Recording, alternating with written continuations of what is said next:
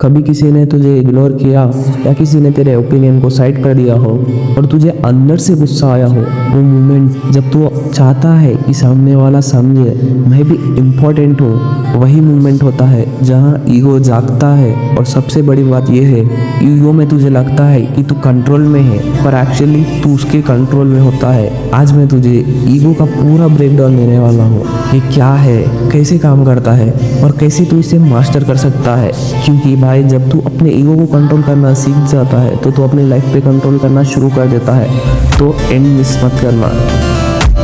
What is ego? Simple language में समझ, ego वो फेक सेल्फ है जो हमें दुनिया के लिए बनाया है, वो वर्जन जो हमेशा चाहता है लोग उसे एडमायर करें, उसे सीरियस ले, उसे अंडर एस्टिमेट ना करें। ईगो एक मास्क होता है और हम उस मास्क के पीछे छुपे रहते हैं। जब कोई तेरी बात नहीं मानता और तू इरिटेट होता है, वो ईगो रिएक्ट कर रहा होता है। जब तू अपनी मिस्टेक्स एक्सेप्ट नहीं करता, वो ईगो प्रोटेक्ट कर रहा होता है।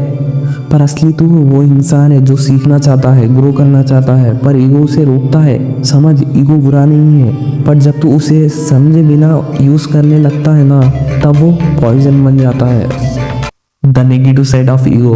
भाई ईगो डार्क साइड बहुत सपली होता है। वो तुझे ऐसा सोचने पे मजबूर कर रहा होता है कि तू स्ट्रांग बन रहा है, पर एक्चुअली वो तुझे अंदर से तोड़ रहा होता है। जैसे कोई तुझे सजेशन देता है और तू तुरंत सोचता है उसको क्या पता, मेरा काम मैं खुद करूंगा, मुझे मेरा काम सिखा रहा है। बस वही मोमेंट तेरी ग्रोथ स्टॉप हो जाती है। ईगो तुझे सीखने नहीं देता, माफी मांगने नहीं देता और कभी कभी ऐसे रिश्तों को भी तोड़ देता है जहां तू रहना चाहता था। ईगो की वजह से हम कॉम्प्रहेंशन में जीने लगते हैं, उसके पास क्या है मेरे पास क्यों नहीं, और फिर फ्रस्ट्रेशन, जेलेसी और इनसिक्योरिटी बढ़ने लगती है। और सबसे खतरनाक पार्ट ये है, ईगो तुझे कन्विंस कर देता है कि तू सही है, चाहे तू कितना भी गलत क्यों ना हो। The positive side of ego.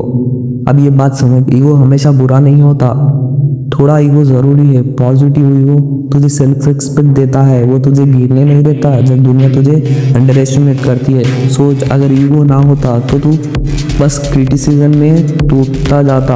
यही वो एनर्जी है जो तुझे कहती है मैं कर सकता हूँ। बस फर्क इतना है, नेगेटिव ईगो बोलता है मैं सबसे बेटर हूँ, और पॉजिटिव ईगो बोलता है मैं अपने बेस्ट वर्जन पे काम कर रहा हूँ। जब ईगो तुझे अपलिफ्ट करे बिना किसी को नीचे दिखाए, तब वो तेरी पावर बन जाता है। How to control ego, step by step explanation. Step 1, awareness. सबसे पहला स्टेप नोटिस कर कब तू रिएक्ट करता है। हर बार जब तू ऑफेंड होता है, रुक जा और सोच, ये मैं हूँ या मेरा ईगो। अवेयरनेस ही पहला कंट्रोल है। Step 2, acceptance. अपने ईगो को एक्सेप्ट कर। जब तू उसे डिनाई करेगा वो और पावरफुल बनेगा। बस मान ले, हाँ मुझ में ईगो है और मुझे उसे हैंडल करना है। भाई ईगो से लड़ने की ज़रूरत नहीं है, उसे बस समझने की ज़रूरत है। ईगो तेरी आइडेंटिटी नहीं, एक टूल है, उसे अपने फेवर में यूज़ कर, वरना वो तुझे खुद से दूर कर देगा।